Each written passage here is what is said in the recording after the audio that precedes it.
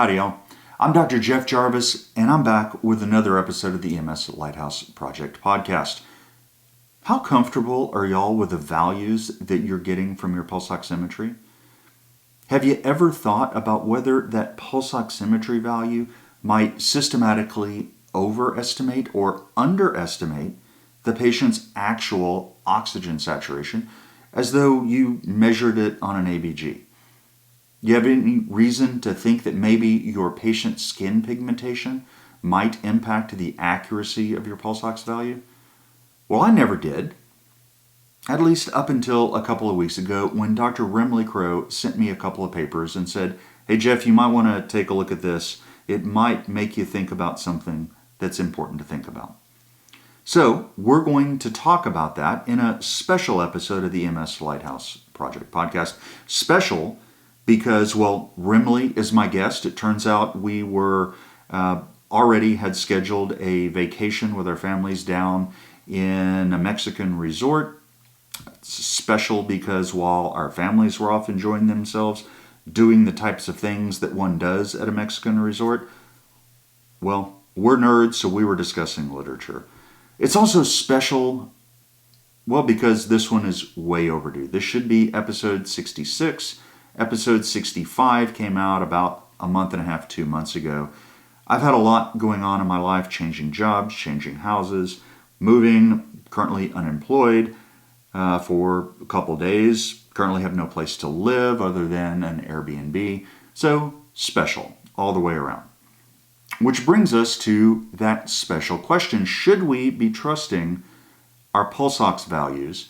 Should we trust it in all cases in all patients, or are there some cases in some patients where we might want to think twice about what we're seeing? Well, that's a great question, and we're going to get into it in just a sec. Stick around. We'll be right back. What is a lighthouse? It is a tower with a bright light at the top, located at an important or dangerous place.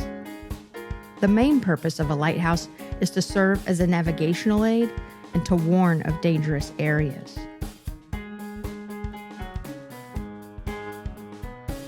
Welcome to the EMS Lighthouse Project Podcast, illuminating the darkness of current EMS clinical practice with the bright light of science.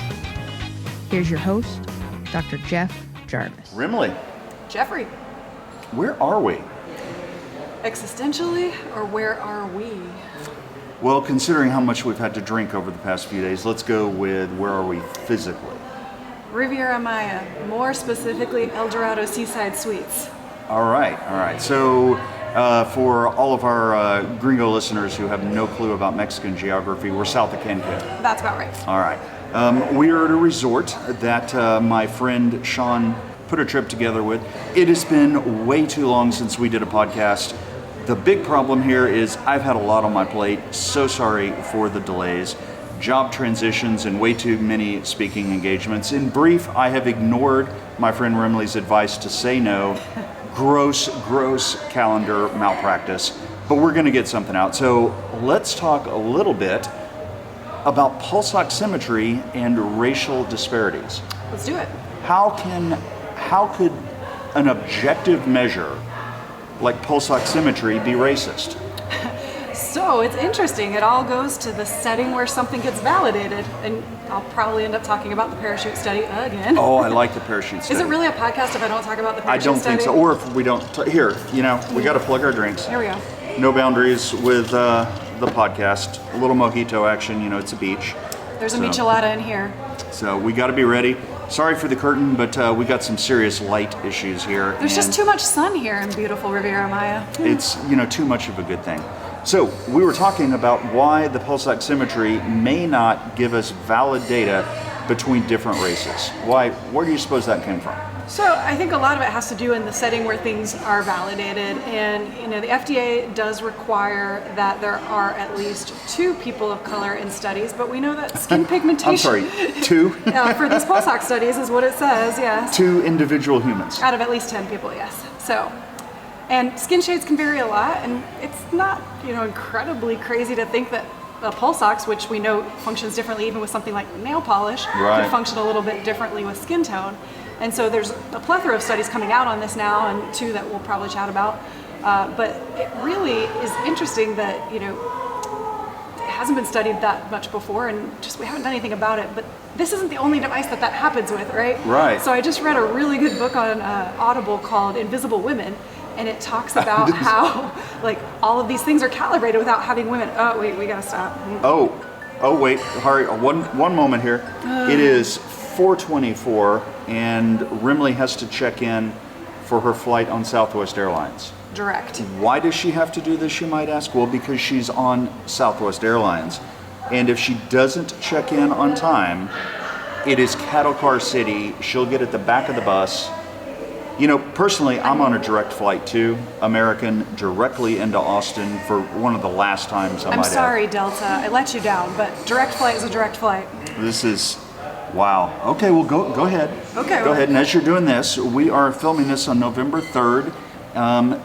I got my Astros hat on. Is Day of the Dead? Yesterday. Oh, okay. We were here. We were. I was distracted. I was distracted by the wonderful entertainment that Sean had set up for us. And most importantly, Astros, baby, a no-no hitter in game, let's see, 1, 2, 3, 4. What Game was the 4. final score? 5-0. We have almost redeemed ourselves from the 7-0 whooping the Phillies put on us in Game 3. So the series is tied. We're going back for Game 5 tonight. The series is definitely coming back to Houston. So we have to finish recording this by what time? Well, we do. We got a party at 6. And there we go. See, I'm stalling to help her I'll tell you what zone get checked in. Oh, 8:50. Woo!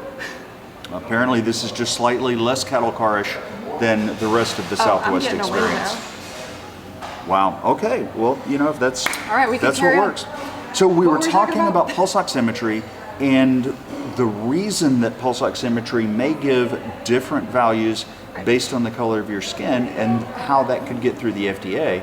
And the reason is that they really probably only tested it in a group of predominantly white-skinned individuals. Probably males, if I had to guess. Probably so, although male, female, I wouldn't think would be an issue with pulse oximetry by dumb luck. But let's talk about Alexa and Siri and how they never like to listen to me. I'm sorry, what? Exactly. Oh, wait, what's that I hear? Siri's trying to explain to Dr. Crowe why she's wrong. But Galaxy has my back, it's fine. There you go. So you see the same thing with blood glucometry, which is really interesting. That is interesting. And this is a function of the actual measurement is different based on the race of the individual, the color of the skin, it's more the in this pigmentation. case. But with other things like GFR, glomerular filtration rate, where you're measuring the kidney function, forever we have had different values for African Americans than whites. And that is not a function of measurement, it's a function of faulty interpretation. And as it turns out, we probably shouldn't be making those changes. So in this case, the fundamental technology of pulse oximetry is it is measuring the difference in wavelengths of light that is going through the skin. And because of the different red blood cell concentrations of oxygenation, you absorb more wavelength. And you can see that wavelength is basically color, so the darker your skin, the more that might be thrown off. And the challenge we get is even if we're talking about really small numbers in the validation study, and they're saying, well, we're going to have several people who are black. Well, great, it's not like there's no heterogeneity in black people. So there are huge differences in shade. So I think this is one of the things that we just need to understand as we try to interpret these values. So when would this make a difference? Because it turns out the literature on this is that there is a clear difference, but it's not a huge difference. Right. Now, the question is, what types of situations would even a small difference make a difference in? Maybe if you have, say a global pandemic with a virus that preferentially impacts the lungs, and where you have treatment decisions, whether to hospitalize someone, whether to send them home, whether to start oxygen, whether not to start oxygen, whether to start dexamethasone or remdesivir, both of which were in hospital treatments only for people requiring oxygen. And the only people we put on oxygen were those who had a pulse ox generally less than 90%, some places less than 94%. And even if there's a small difference in the underrepresentation in the accuracy of pulse oximetry, we might see a magnified difference in the treatment effect for minorities. And one of the other things that we know is when we look at the impact of the pandemic, it is definitely not an equivalent impact across all races. We don't necessarily know why. We suspect that socioeconomics plays a big role, but maybe this is one of the reasons. Absolutely, and I think the studies that are now emerging are really starting to put that in context for us, the magnitude of this effect. So you mentioned socioeconomic status, there's other social determinants of health that affect disease severity at baseline, but then add on top of it, you might be getting a faulty pulse ox reading, and then you delay and get a blood gas, but there's time that takes place between that, so that's delaying treatment further. And then, depending on which side of that threshold you're on, whether or not you're going to get treatment. And that also speaks to problems with dichotomization, right? So if you're at 91, somehow you're magically really different from somebody at 89. Yep. And it all goes back to this concept of, well, we should treat the patient and not the monitor. But in COVID, that was kind of hard. It was very hard. And the happy hypoxia, right? Yeah, exactly. Right. Especially at the beginning where we didn't really know what to do with these people. Right. So it's a big deal. So how about we jump into some papers? Yeah, let's talk about them. I'll tell you what, I'll lead off with mine and then you talk about yours. Sure. How's that sound? Good deal. This is a paper by Dr. Fawzy and colleagues, and the title is Racial and Ethnic Discrepancy in Pulse Oximetry and Delayed Identification of Treatment Eligibility Among Patients with COVID-19. This was published hot off the press in somewhere in 2022, and it was published in JAMA Internal Medicine. So the idea behind this paper, these were some researchers from the Johns Hopkins healthcare system. So that is a group of different Johns Hopkins hospitals, Washington, D.C., obviously Baltimore, surrounding that area. And they put patients into a registry. They actually call it the JH Crowns Registry. So they have a bunch of patient care data in there that they can go in and do retrospective analyses on. So in this case, they went in and they said, let's take a look at the data we have between March of 2020 and November of 2021, the peak of the plague, if you will, at least the original OG version of COVID, where we're seeing so many hypoxic patients. And they said, let's take a look at patients who have been diagnosed PCR-proven COVID and who are symptomatic, and who were sick enough to get an ABG. Now we know that the vast majority of patients with COVID are not going to get ABGs. Honestly, I have done maybe 5 ABGs this year. We just don't get them very often. My understanding is painful. It is, if you don't have an art line, it is painful. And by the way, getting an art line, painful and invasive, and you only do it for patients you're going to admit. So there's a bit of a generalizability issue right off the bat here, that we're only looking at patients who are sick enough to get art lines. We don't know if this exists or can generalize to patients who don't get art lines. My guess is that probably if you are so well that you don't need to be admitted, don't need an art line, you're probably not hypoxic enough to matter. If your pulse ox is 100% and you're off by 1%, okay, well now you have to suffer through a 98% SAT. So those aren't really the patients that we're talking about. So what they did is they looked at all of these patients who had symptomatic COVID, were either in the emergency department or admitted, and again, because they got an ABG, I'm imagining almost all of these patients were admitted. And what they did is they looked at paired values between an ABG and an SpO2 reading, a pulse ox reading, within 10 minutes on either side of the ABG in patients who were not on oxygen. So that's kind of a key thing. These are general population patients who are sick with COVID.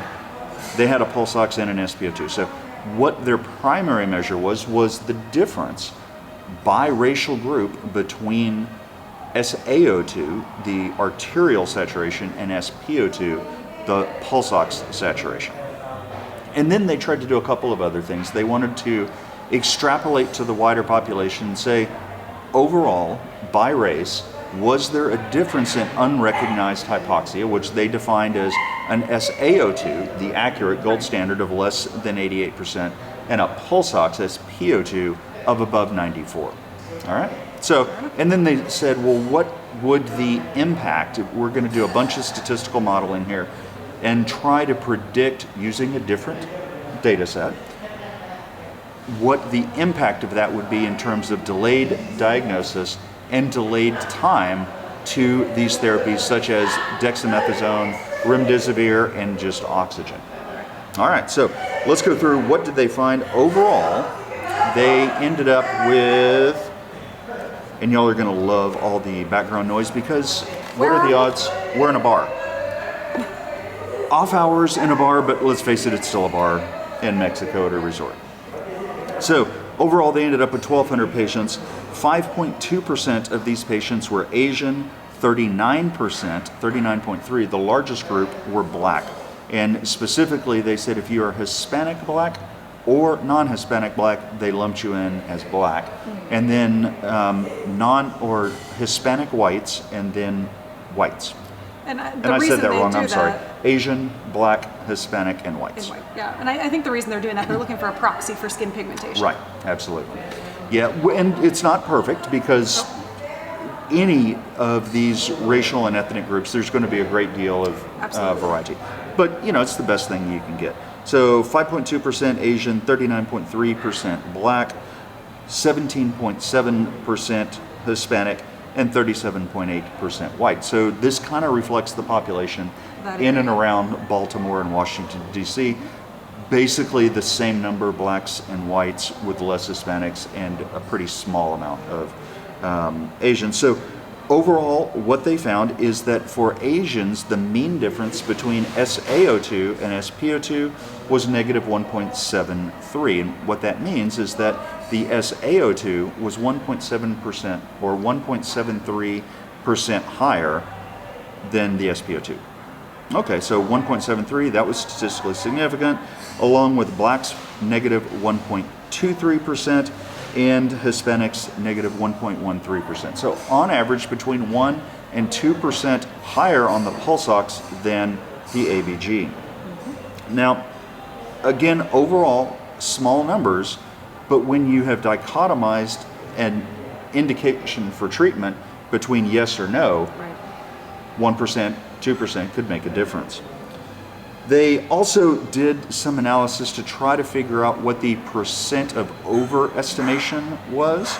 So SpO2 overestimated SaO2 in 2% of Asians, 1.4% of Blacks, and 0.8% of Hispanics. And again, those were all statistically significant. So then they said, well, let's take a look at these patients who have unrecognized hypoxia. So it was there on the ABG, not on the pulse ox, and see what that difference was between racial groups. Asian was 3.7%. Blacks, again, the same, 3.7. Hispanics, 2.8. And whites, 1.7. So even in the white population, there was some underestimation. So how about delayed recognition? And this I thought was pretty striking. This is the proportion of patients who had a delayed recognition in their eligibility for therapy. Asians, 7.1% of Asian patients who were hypoxic had delayed recognition. Well, how does that compare to whites? 20% of whites, 35% of Blacks, and 38% of Hispanics. So overall, I don't want to get too much into the weeds on the methods of this study. I just want to bring up this concept that SpO2 may overestimate SaO2 in Asians, Blacks, and Hispanics. And I will say that there is a little bit of discrepancy in the data there about Asians. Almost all of the studies that have been done on this agree with Hispanics and Blacks. Right. So, speaking of populations and different studies, Dr. Crowe, what do you have? All right, so I've got a study that is hot off the press, or maybe not even off the press yet, since it's still not even typeset, but this is in the American Journal of Epidemiology. The American Journal of Epidemiology is one of the big journals in epi, so it's around a 5 impact factor, a pretty solid journal. Yeah. You'll see that the style of writing is a little bit different than some of the medical journals we read, but there are some really interesting methods in this one too because of that. But essentially this was a study out of California, Northern California, the Sutter Health System, and they did 2 things. They wanted to look at just that correlation between SpO2 and SaO2, and they took a pretty large population, over 30,000, to do that. And then that question of COVID-19. Yeah. Hold on, the party's getting kicked off. I know. And the fun thing is that we're the only people here. It's the staff that are having fun right now. I mean, who shouldn't be having fun, right? Absolutely. More power to them. Right. So with this study, when it came to COVID, they found about 8,700 adults who had COVID-19 and both had an SpO2 and an SaO2 taken. And they compared some of similar outcomes around who would have been missed, essentially, had they not had the SaO2, and what was the potential impact or the delay that could have happened because of pulse oximetry. And the findings are very much in line with this work, and there's a building body of evidence around this, and I think that should put some pressure on manufacturers to think Absolutely. about, how do we consider skin pigmentation when we develop a device like this that depends on reading light molecules. So essentially I'll hit a couple of the highlights here. The median overestimation for patients of color was about 2%. And they said average about 1%. So that's in line, but there's a really key figure in here, and they do say a picture's worth 1,000 words. And, Absolutely, and this is the beauty of our YouTube channel, is we can show it on the YouTube channel. Figure here is really important because the overestimation is not equal depending where you are in pulse oximetry. And it's really important. Meaning what your pulse ox value is. Right, so unfortunately, when your arterial blood gas says that you have a lower oxygen saturation, then the SpO2 overestimates even worse. So if you take a look here at figure in panel A, what we can see is that for patients with a SaO2 of around 80 to 85, the pulse ox is reading above 94. Oh wow, so their actual value. Huge difference there. Say that again now, actual value. Actual value 80 to 85, 80 so they're to pretty 85. sick. I would say that's low. Yeah. Their pulse ox, the finger thing, is reading at about 93, 94. Wow. And so that gap narrows if you look up the panel A of the figure here, the difference narrows as you get to the higher ranges of pulse oximetry. And so that, again, probably in that development process, how many really sick people did they have this thing on, and were they verifying it with? They're probably healthy volunteers for these studies. So when it gets down to these lower ranges, the devices aren't calibrated as well. And we see that with glucometers and things like that as well. Yep. But that's a huge thing to think about if you're seeing a really sick patient and you're getting kind of normal readings. Are they really normal? These devices are not that good at those low ends. Yeah. And that's true for the white patients as well, and should be noted, but the difference is more drastic for people of color. And in this study specifically, they looked at patients who self-identified as black. Yep. And that's interesting. I'm assuming they did self-identification as the standard for all races there. That's correct. And so they only really looked at non-Hispanic white and non-Hispanic black was the only sample size that gave them enough of a sample to make confident estimates. And in this study, again, they're taking hospital electronic health record data, which they say is self-report, but there could be some differences there. But again, this is just a proxy for skin pigmentation. It's not going to be perfect by any means. But when you put these samples together, you get such a vast difference. There's definitely clinical significance along with statistical significance there. That's really interesting. So I think our takeaway from this, and again, there was one methodological thing I wanted to talk about. Want to talk about the counterfactual? Well, this is just a board review question. For whatever reason on my EMS boards, like the one thing about statistics that they were obsessive about was the Bonferroni correction. So, Dr. Crowe, Bonferroni gets all the love. What happened to Tukey and Sheffy and all the other corrections? Come on. Why of all the things how about how to interpret an odds ratio? That seems like that might be higher yield. What's a Bonferroni correction? So Bonferroni correction is when you have a bunch of groups and then you're going to make two-way comparisons. So like, let's say I have a group like race and ethnicity, and I have white non-Hispanic, black non-Hispanic, Asian, and maybe I lump multiracial other all together.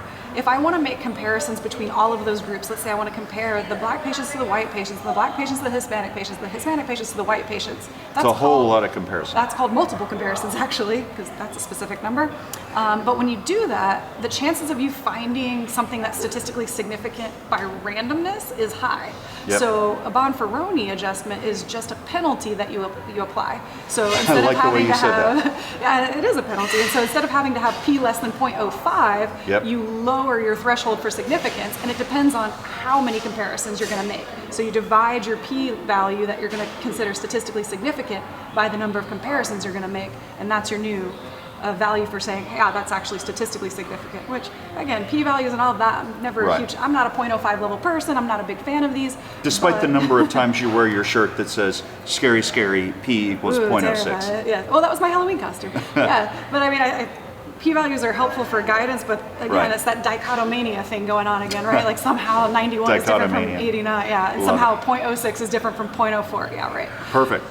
All right, well, there's your board review tip. Any of you EMS fellows getting ready to take your exam, remember Bonferroni is a penalty where you lower your p-value for all the mud you throw at the wall trying to see what sticks. Your p-value is whatever it is. Excuse me, what is significant? Perfect. All right, so I think to wrap this up, the bottom line takeaway wrap thing up right here, after stats. I know, exactly. Sorry, guys. No, Rimley's getting all excited. Wait, the fun is just We're starting. just starting. To wrap this up, because the bar is about to get kicked off and our drinks are getting low. Mine's kind of empty. Horrible problem. Oh. It is 5 o'clock somewhere, and that's somewhere. It is here. somewhere, and we're on the beach, so the 5 o'clock, we need a Bonferroni correction for the drinking time on the beach. Definitely rewind a few hours. I think basically any time. I would say when the bar's open, but hey, it's Mexico, they're always here. Yeah. So the bottom line here is we need to be aware that pulse oximetry values may overestimate the actual saturation in patients with darker skin tones. But what's another tool we could use? So, when we talk about pulse ox, we look in the rearview mirror anyway. Would we expect the same difference for a device measuring, say, EtCO2, if that's a value we need to look at? It is interesting. It's a guess. Right, I would guess with too, but CO2, you're not measuring, it's not the same technology. right. And one other issue is, well, that's intrinsic to the technology. There's no possible way to make it work better. And it turns out we're using 2 wavelengths. Maybe we need to use 3 or 4 wavelengths. There are some wavelengths that are interrupted less by skin pigmentation. So maybe we just need to increase the number of wavelengths. Right, and I think that's on the manufacturers to go back and test these and calibrate these devices in a broader population. And that goes for any device or anything that we're using in healthcare especially. But I mean, you think about all of our AI devices, and you gifted me a wonderful book, Weapons of Math Destruction. Oh, I love that book. And that's what happens when you just do it in one population of people who are all healthy, for instance, when you're going to be using this device in sick people. So it all goes back to the parachute study. If you want to validate parachutes on a plane sitting on the ground, don't be surprised when it doesn't work upstairs. There you go. Well, Dr. Crowe, as always, thank you for joining us on the podcast. Guys, I am sorry that we have been away for so long. I'm really looking forward to getting to Fort Worth, starting with my colleagues at MedStar, and hopefully getting into a more regular schedule. Guys, from Mexico, have a great day, and go Stros go. Adios. Let's hope that plays well in, you can after edit it out the game. if not. I might do that. You've been listening to the EMS Lighthouse Project Podcast, a proud member of the FlightBridge Ed podcast family and a Fire Dog production. Visit flightbridgeed.com for more information.